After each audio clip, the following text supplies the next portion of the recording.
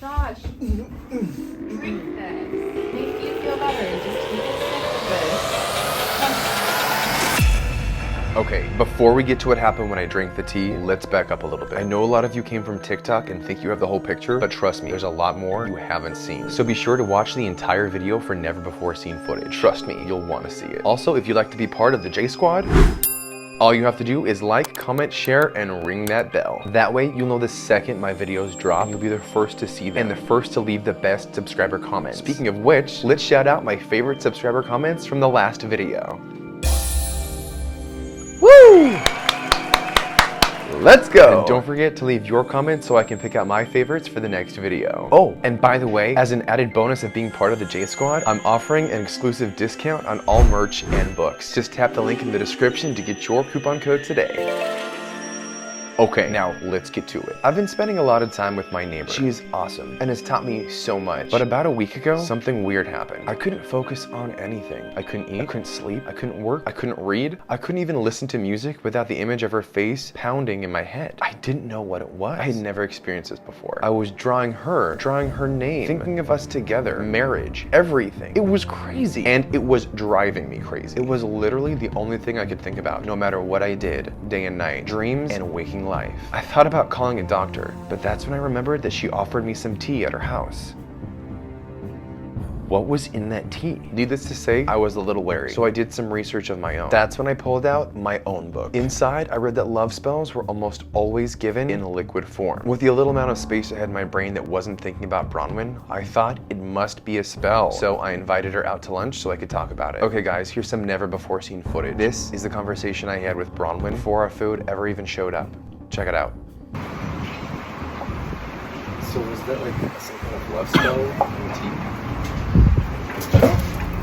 Yeah, so as you can see, it didn't turn out so great. When I asked her about the tea and suggested it may be a love spell, she freaked out. I guess I can see why she was offended, but in all honesty, I was trying to be honest with her. My communication is always very direct and forward, and I let people know what I'm thinking, and sometimes it backfires, but at least I can say that I was honest. I truly believed that I was infatuated with her from a spell. I had never felt like that before. Why would it happen now, right after I drank her tea? So I got to thinking, and what I did was a pretty low thing to do. I didn't think it through, but accusing of someone casting a love spell is pretty offensive. So I figured I'd better apologize, but I gave it a few hours to cool down, if you will.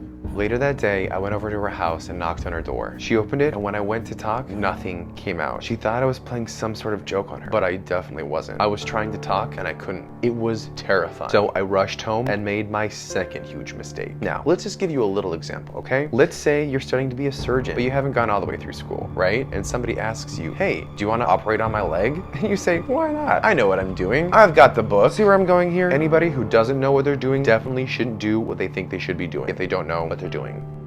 Does that make sense? Long story short, leave it to the professionals. I'm not a witch. I shouldn't be casting spells. So why was I looking up spells to fix my mute voice? Don't ask me, but I was. So this guy opened his book, found a spell to a mute voice. Apparently, all I needed was some crushed sage. So I sprinkled it on my throat and thought everything was fine. The second I poured the crushed sage on my neck, I got hives all over my body. The itching was insatiable. It was awful. That's when I really freaked out. I was scratching and nearly hysterical when there was a pounding on my door, which drove my nerves through the roof. The pounding didn't stop. So I decided to open the door, and I found Bronwyn on the other side. I didn't want to let her in, but she insisted, pushed me inside. All right, guys, here's some more never before seen footage. Here's the conversation I had with Bronwyn when she came into my house. Take a look. Josh, drink this. Drink this. It'll make you feel better. Just take a sip of this. At first, I didn't want to accept her tea. Why would I after what happened? But when I realized that it was probably all in my head and it was just me being a fool, I accepted the tea. And instantly, I could talk. And the hives stopped itching. And one by one, they disappeared. Once I calmed down, we were able to talk, and everything made sense. I just hadn't had a crush in a long time, and that's all it was. She never placed a love spell on me. We just had a connection, and my voice went out because of all the nerves. And the hives were from an allergy I had to crushed sage, but her spell cleared all of that up. I'd like a doctor to explain that to me. I guess, long story short, listen to your gut. It knows what it wants. And when you try to confuse it with the brain, a lot of crazy things can happen. Your instincts are instincts for a reason. Trust yourself. If I would have just taken a second to say, why do I feel like this? I would have known. It's because I like her. She's pretty. She's my friend. She's an awesome person. It just makes sense. Her casting a love spell doesn't. And And I guess at the end of the day, it all worked out because we have a date Friday. And if you want to know how it goes, be sure to hit that bell, like, comment, and subscribe to be part of the J Squad. All right, guys, that's all for tonight. Thanks for being part of the J Squad. Over and out. Oh, hey, are you still here? Oh, no, stick around. I've got some more things you should see. Check this out. Or what about that? Oh, don't forget to subscribe. Ring that bell. Are you still waiting? Go ahead. They're not going anywhere. Okay, now they're about to go somewhere.